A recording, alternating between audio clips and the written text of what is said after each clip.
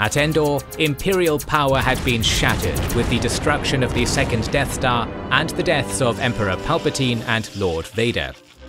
The Empire struggled to maintain authority as the New Republic began its liberation of the galaxy.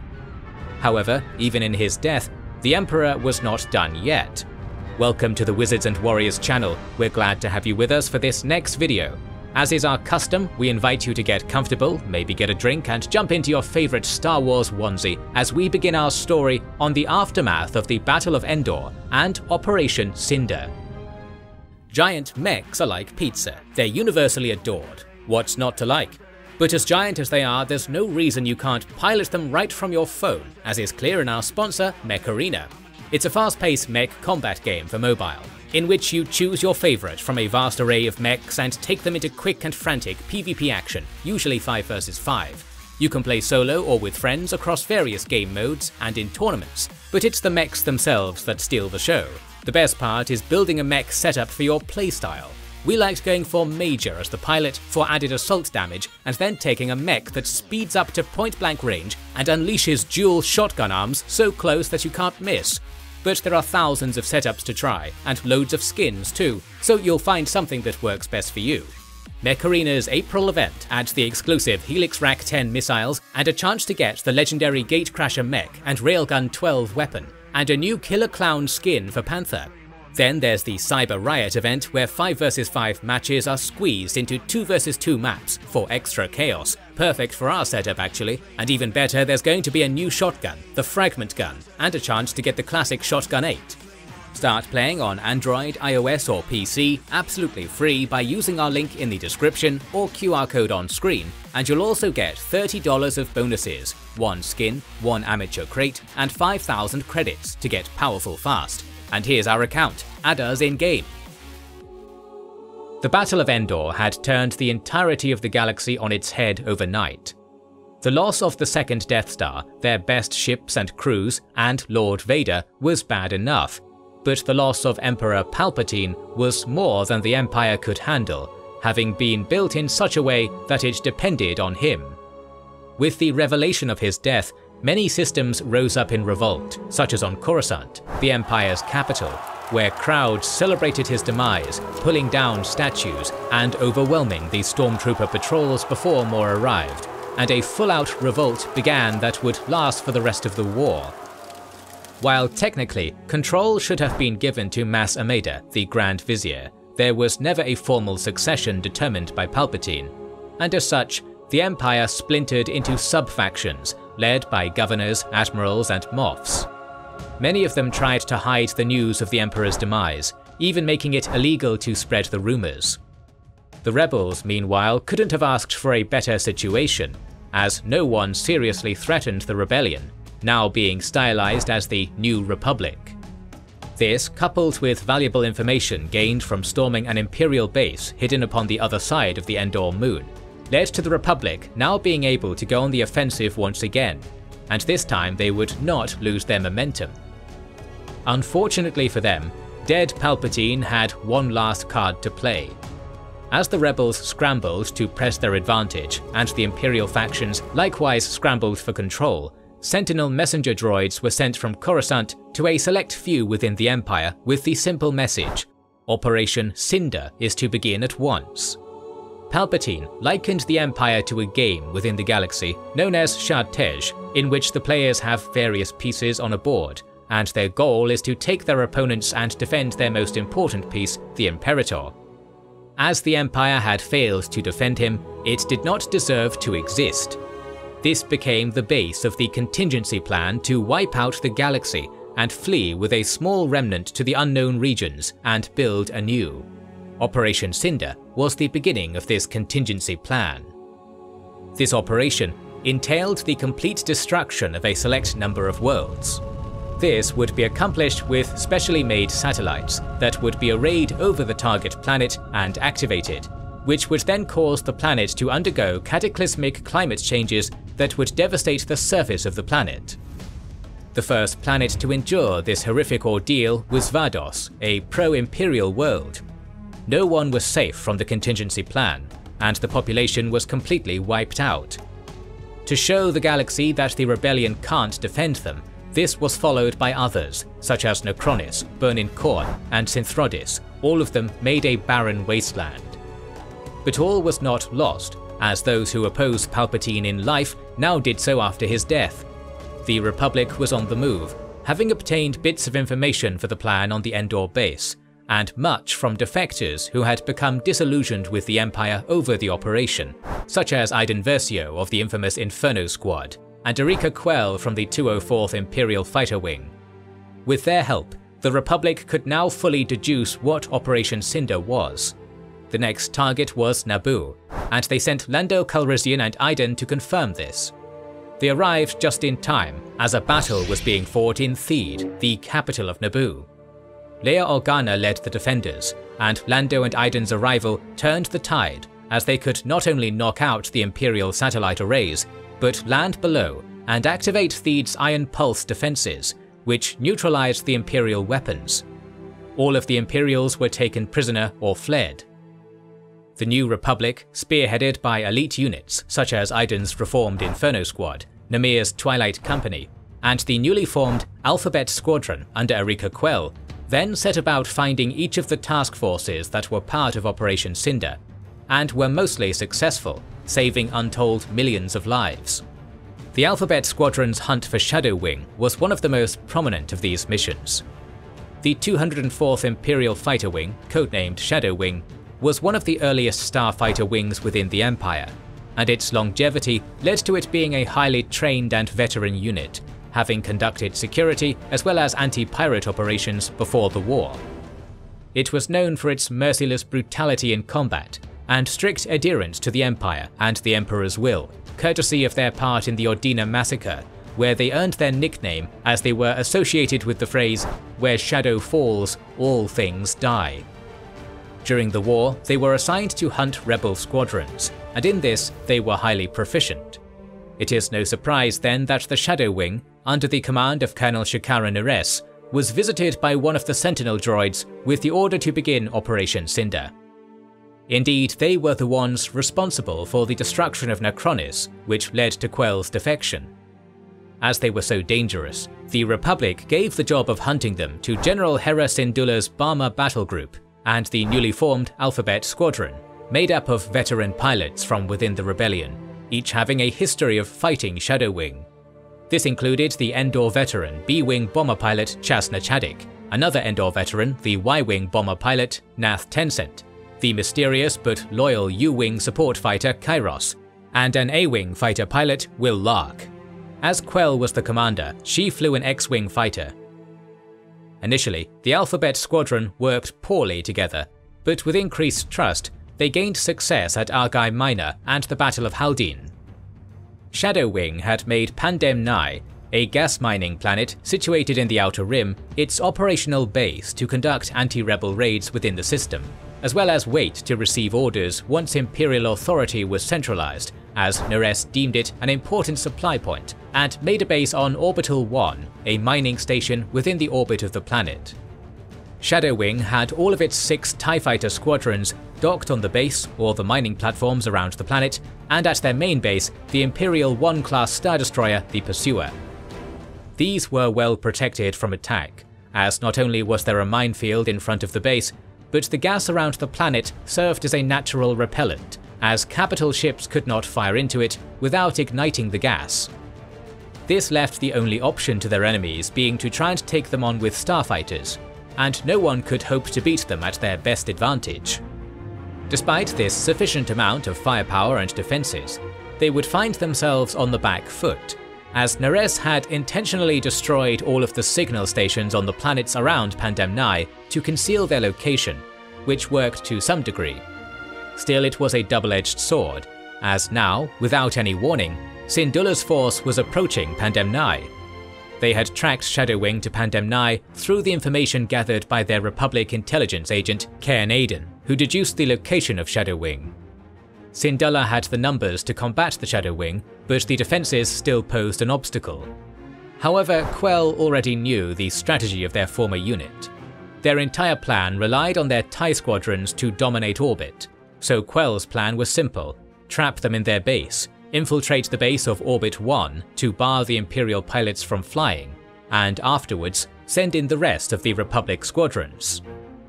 Syndulla's force, while mostly maintaining a defensive posture outside Pandemnai's orbit, was centered around her flagship, the Lodestar, which was an Acclamator-class assault ship which housed Alphabet, Hale, Meteor and Vanguard squadrons. Lodestar was supplemented with 12 cruisers and corvettes. Quell led the way, navigating the minefield and appearing right within Nares's defences. Her squadron attacked the hangars, sealing all of them and trapping the Imperials inside, but there was still a sufficient number of pilots that launched from the platforms after getting the alert that Orbit 1 was under attack. So Quell remained in the airfight along with most of the ships, as Kairos' U-Wing deployed the assault squad on Orbit 1, tying up a large number of the otherwise badly needed Imperial pilots on the base to combat them. Until this point, the plan had gone without a hitch, but as the old saying goes, no plan survives contact with the enemy. Nares, in a bid to free her fighters, ordered the debris to be blown up, and it worked as intended, but this also served to trigger the gas pods around the station to explode, in a chain reaction that led to the base losing its orbit and slowly descending towards Pandemnai before breaking off in heaps and crashing towards the planet.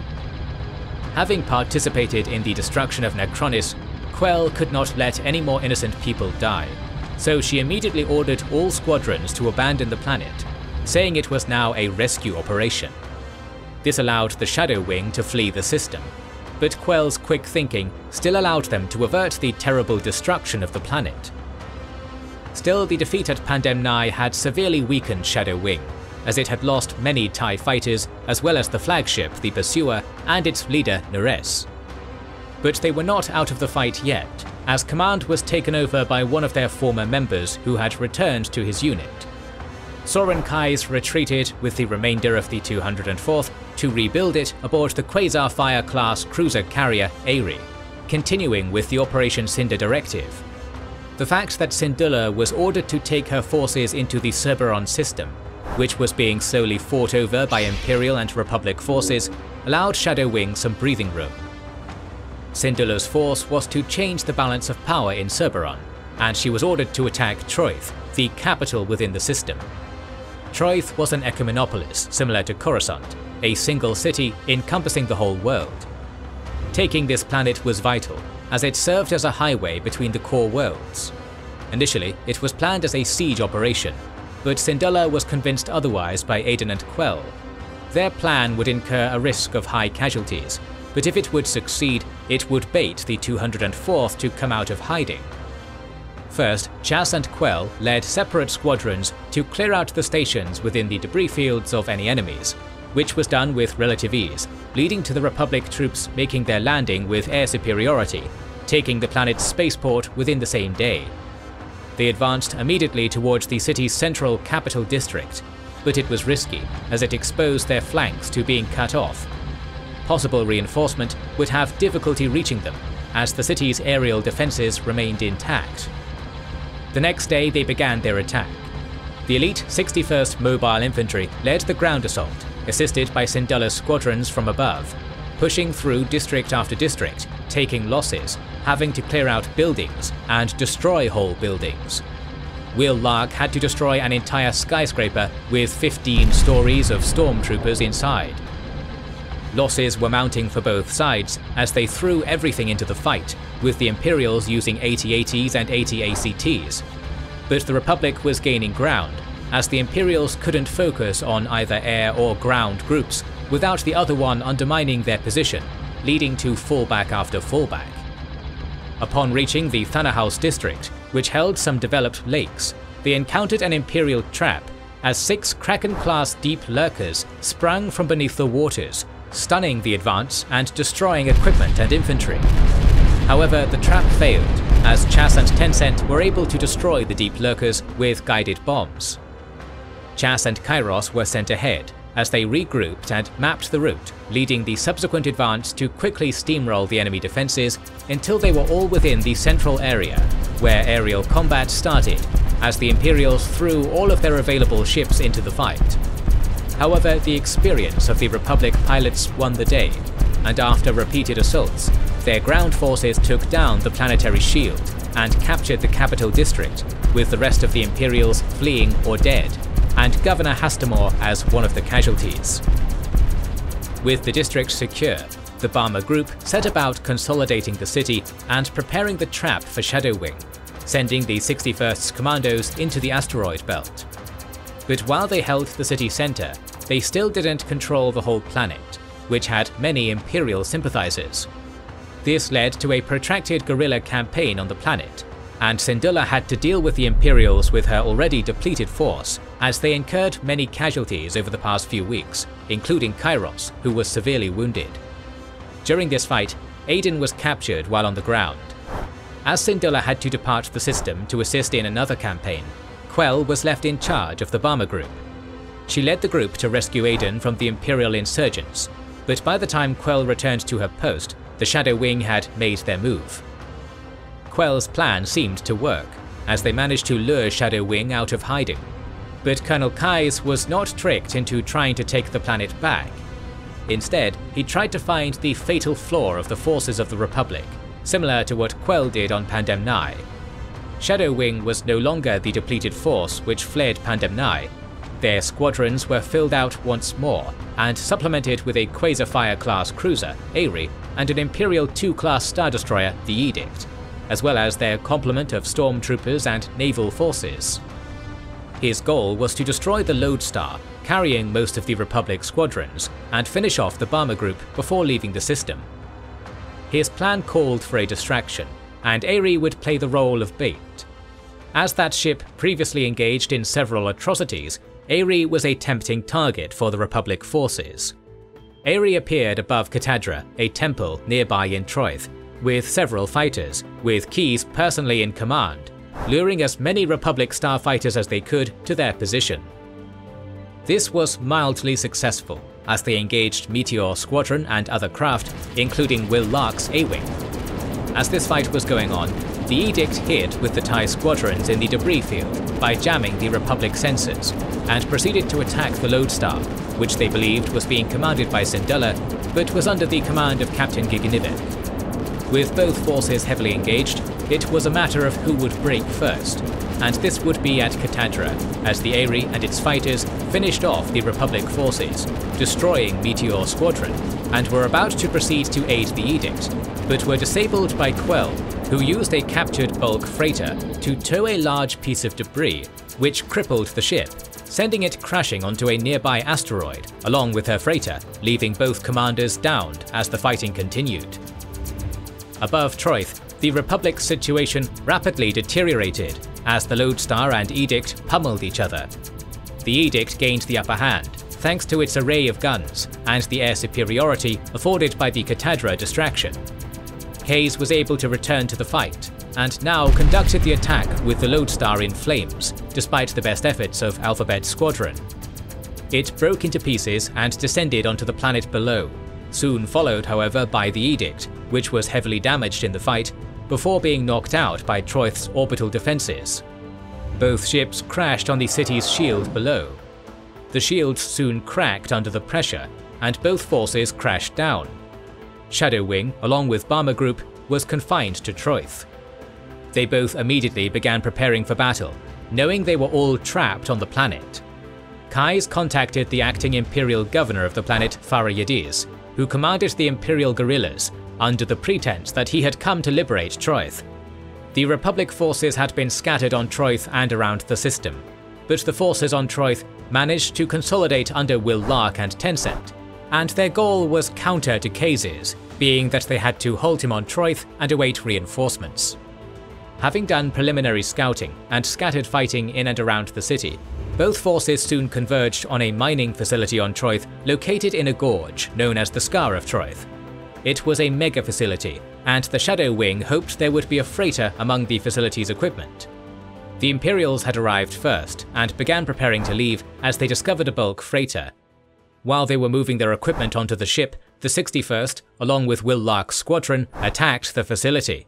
A protracted battle nearly saw the Republic beaten back, but the timely arrival of Syndulla, who had returned with the Vanguard squadron and the MC-75 star cruiser Temperance, changed the tide of the battle. Seeing that there was no time for anything else, Kais ordered the immediate departure of the freighter and launched a series of missiles towards the city that were recovered from the edict as a cover from the starfighters, which called off their pursuit, leaving the remnants of Shadow Wing to escape. The demoralized Imperials under Yadiz surrendered with their departure, and the Cerberon campaign was over. The battle was a Pyrrhic victory for both sides, as the Republic captured the Cerberon system, and Shadow Wing returned the blow from Pandem Nai, severely damaging the Republic's forces in their sector. But as was common for the galaxy post-Endor, the Imperials were ultimately on the back foot, as they could not replace their losses effectively. As such, Shadow Wing's role in Operation Cinder was largely over, and by this time, the operation had failed, though the hunt would continue. In the next video, we will talk about the Battle of Jakku that would finally see the end of the Galactic Civil War, so make sure you are subscribed and have pressed the bell button to see it. Please consider liking and sharing as it helps immensely, and don't forget to comment. We'll try to read and respond to every comment as we want to know what you think about this video and which videos you hope to see in the future. This is the Wizards and Warriors channel, and we'll catch you on the next one.